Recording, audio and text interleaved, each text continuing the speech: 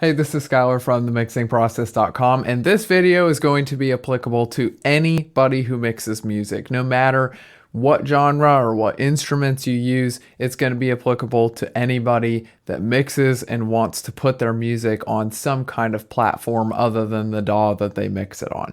So there are a few things as frustrating as working really hard on a project. You've got all your plugins working, you're balancing volume, everything is mixed really well, it's nice and tight, it sounds great, and then you render it all into your WAV file, you put it on your phone and take it somewhere else, and it sounds really quiet, like super quiet.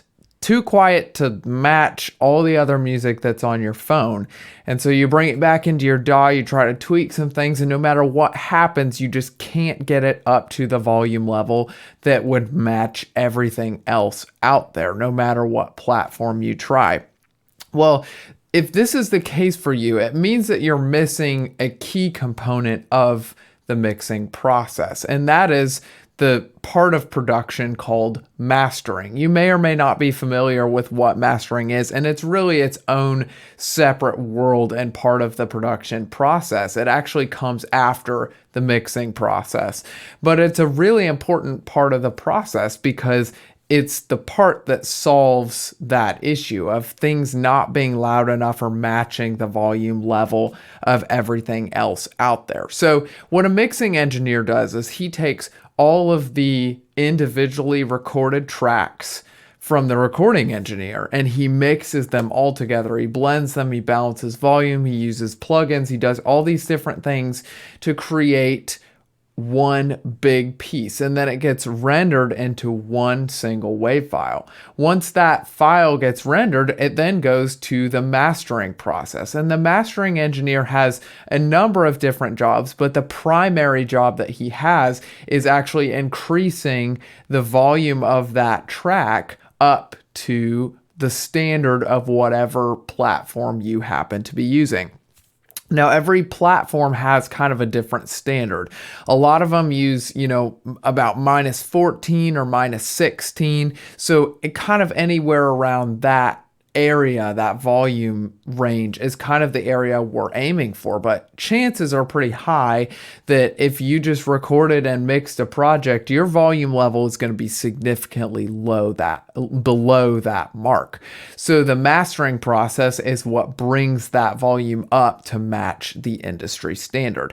Now, how does a mastering engineer do this? Well, he uses a tool called a limiter. And a limiter is basically a very specific kind of compressor. It has a very aggressive ratio, and it has a threshold that adds volume, and it has a ceiling to prevent it from peaking. Those are the two primary jobs of a limiter.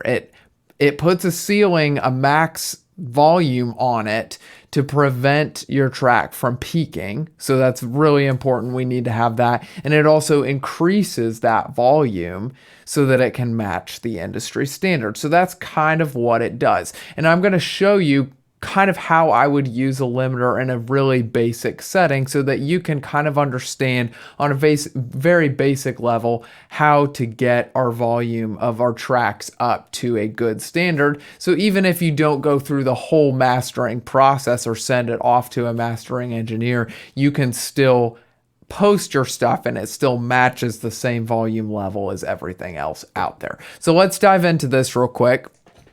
All right, so I have a project here that is super simple, but over here on the right, I've got a limiter. This is the L1 from Waves. It's a very basic limiter, but it works just fine for my very basic needs. And then on the left-hand side here, we have a loudness meter. Now, there's a bunch of different measuring units down here, but the one I'm primarily concerned about is the LUFS-I measurement here, and that's going to give me an overall loudness of my track as a whole. So as I play, it's going to continue updating kind of what the overall loudness is that it's heard over that that course of time.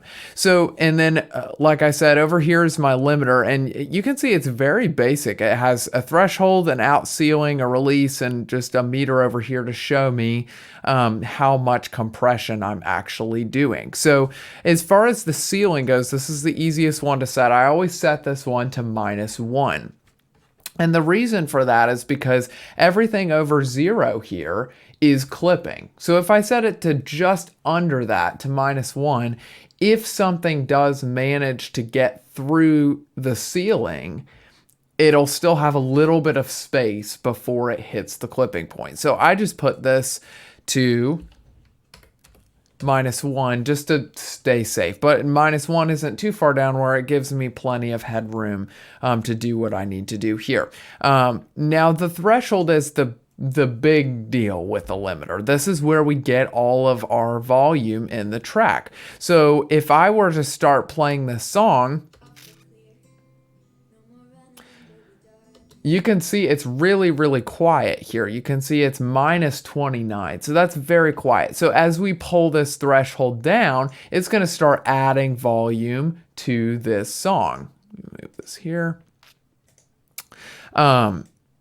So that's what we're trying to do. Now, again, we're aiming for typically around -14, -16 area in the left's eye category right here. So I'm going to start to move this threshold down until the average of that song is getting right in that area. So let's go ahead and give that a try. Even when I run, he will wait for my return. No matter what I've done, no love needs to be earned. He just wants you back in his arms, so you can feel safe, secure, and far away from harm. He'd pull you close and say soft but clear, no more running, baby darling, Dad is here. All right, so you can kind of see that we've got this averaging, between the -14, -16 range. And as I continue to let it play, it would continue to update that overall loudness of the whole track. But that's kind of what we're aiming for here. We set the ceiling. We start to pull down the threshold until we get the amount of volume that we need to match that meter to whatever standard we're going for whatever platform we're using. Now, there's one thing we need to be careful of. Again, this is a compressor. So we have to keep in mind when we add that volume, we can get to a point where we're adding so much volume that it's starting to run into that ceiling. And when it runs into the ceiling, it's going to start to compress. And just like any compressor, we can do too much compression. So we want to be really mindful of this meter when we're doing that, so that we can know that we're not destroying the dynamic range of that song. We're not squashing it too much. We want to add enough volume to it without ruining what we did in the mixing process of balancing that with compression. So that's another thing we need to be mindful of. But as soon as we set this threshold, kind of get it in the ballpark of what we're looking for, we check the ceiling, make sure everything's good there. We check the meter, make sure we're not doing too much compression, or that it's doing enough of where it needs to. And that's pretty much it. That's what we're going for with this process here. So now that we've done that, we've added the volume, it will now be able to be uploaded or rendered and uploaded to Spotify or SoundCloud or YouTube or any of those other platforms and be able to actually match the volume level of everything else we have out there. So that's pretty much that.